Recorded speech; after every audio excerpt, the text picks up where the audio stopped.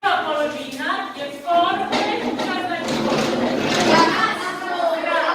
Druga polovina je piano. Znači, 1, 2, 3, 4. Da li?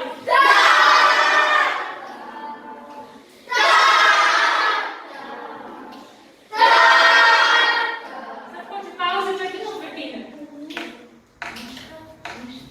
I